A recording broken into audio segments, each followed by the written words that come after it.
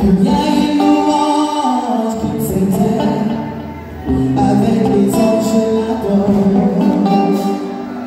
Je dois partir dans cette autre terre que je m'attends. La vie à la paix sans peine avec les anges là-dedans. Il y a une louange qui s'éteint avec les anges là-dedans.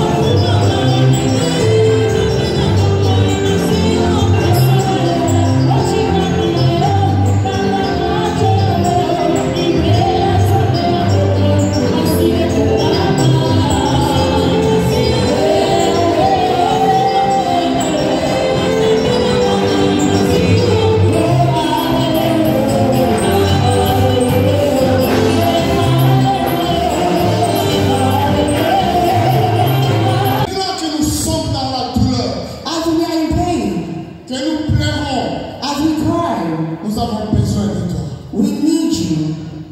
Merci Seigneur. Lord, we thank you.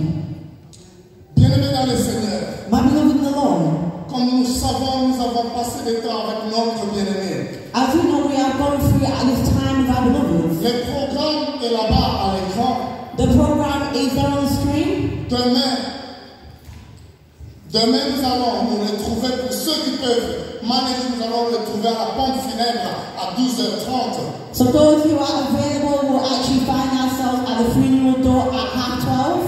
À partir de là, le cortège va quitter jusqu'à passer à la maison de Papa Franck, Sambenga, Maman Cécile. Là. Et après, nous allons partir au cimetière. After the cottage, we'll take the body and then go through the family's home, and then we'll make our way to the cemetery. Et c'est pour ceux qui sont disponibles. If for those who are available, Nous vous remercions davantage déjà. we truly want to thank you to advantage Merci already. pour votre sacrifice, Thank you for your sacrifice, pour toutes les heures que vous avez passées. for all the hours that you have spent, Surtout nos équipes de logistique des musiciens. especially the logistics and logistics team. Ils étaient là depuis 15 heures They were here since 3 p.m. pour arranger toute cette machine pour que tout marche. to set up all this so service can go well. Et je crois par la faveur de Dieu And I believe by the favor of God qu'il est un Dieu vivant et demain, Dieu va honorer notre enfant ado, Béni Samega. that He's a living God, and tomorrow He will honor our daughter, Benny Agosambinga, Comme il a commencé, as He began with la us. Bible nous dit qu'il va amener jusqu'à la fin. And He will bring us to the very end. Et nous allons garder en mémoire cette fille qui a continué et qui a donné son cœur au Seigneur Jésus. And we'll hold on to her memory, a daughter who gave her love and her life to Jesus. Quand les gens vont partir avec le cercueil, As they are now taking the caskets, nous ne voulons pas qu'il y ait d'accident. please, we don't want any accidents. Faciliter que le corps puisse sortir.